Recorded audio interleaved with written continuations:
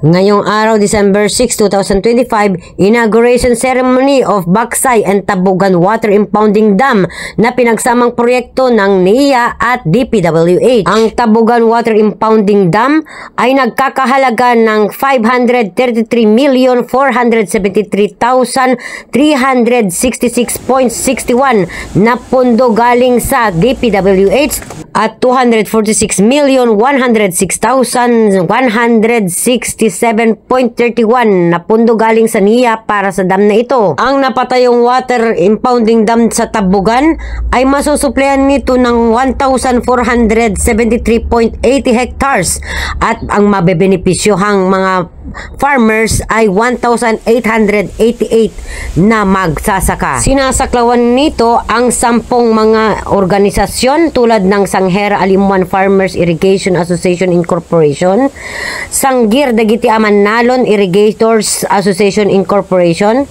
Sanghera San Antonio Sanghera Niño Palco Farmers Association Incorporation, Sanghera Malilitaw, Sanghera Bensang, Sanghera Magsanga, Sanghera San Roque, Sanghera Nagsabaran, Kadaklan Farmers Association Incorporation, Nagsabaran Small Water Irrigation System Association Incorporation, Sanghera Tabugan Claveria Irrigators Association Incorporation na binubuo ng 5 mga barangay sa Alimuan, Tabugan, Kapanikyan, Malilitaw at Nagsabaran. Narito naman ang Baksay Water Impounding Dam na pinagsamang proyekto ng DPWH at NIA at mayroon ding 246,275,050 pesos .66 centavos na galing pundong NIA. Ang Baksay Water Impounding Dam ay sasaklawin nito ang 5 sangay ng Sanghera tulad ng Komunidad Sanghera Educar Farmers Association Incorporation, Sanghera Salinong Dapat Farmers Association Incorporation, Sanghera Dimdimaya Farmers Association Incorporation,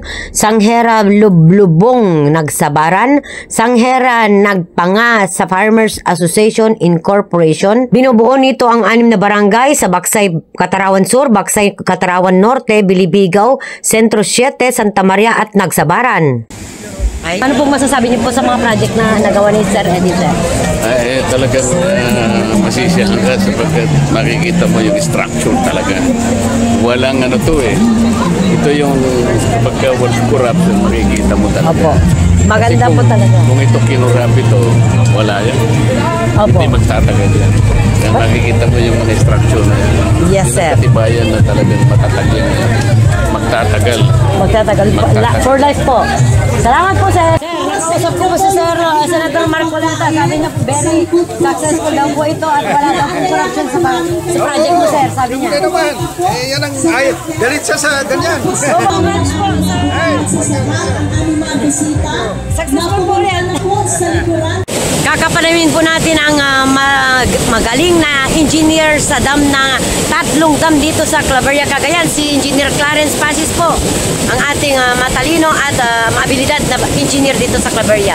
Sir, ang sedimentation po ng isang dam ay malaking problema sa dam. Ano po ang disenyo at maintenance plan upang mapanatili ang mahabang lifespan ng mga dam at maiwasan po ang mabilis na pagdami po ng silt? Itong dam po natin ay designed for as sabo dam, means talagang maiipon ng sedimentation sa upstream. Pero ang maintenance nito, meron tayong 2 platform doon sa magkabilang gilid na kung saan doon pupesto yung magdedisil na mga equipments. So yun ang magiging maintenance ng may-ari ng dam na to. Sino magiging beneficiary ng dam na to is sila na rin ang mag-maintain nito, no?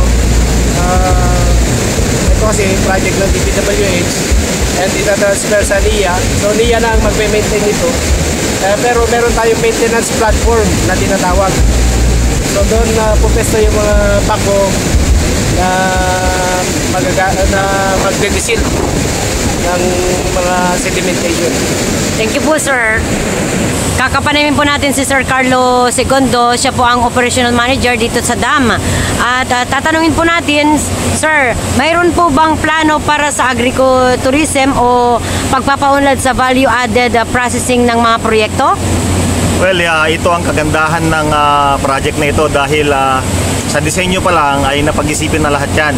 So ito ay hindi lang magiging tulong sa mga magsasaka, kundi magiging pasyalan din ito kasi makikita natin pag na-contain ang tubig dito, magiging parang resort na rin ito na pwedeng pagtampisawan at paliguan ng mga tao kapag ganyan, lalo na pag summer, ano?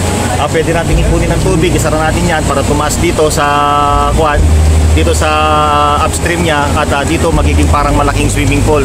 So makikinabang dito ang barangay at pati na rin ang mga kababayan natin sa Claveria ay hindi na kailangan maghanap pa ng paliguan at pasyalan. Makakaragdag ito ng hanap buhay din sa mga vendor na pupunta rito na mag-serve sa mga local tourists at maging mga taga-ibang bayan kung sakaling mapansin nila ang kagandahan ng project na ito. Maraming salamat po, sir. At yan ang mabuhay Radio Japan Worldwide sa bawat oras, sa bawat himig. Mananatili kaming walang takot, walang pinapaboran. Ako po si Maylin Taruk, Agkabili mula sa Claveria, Cagayan.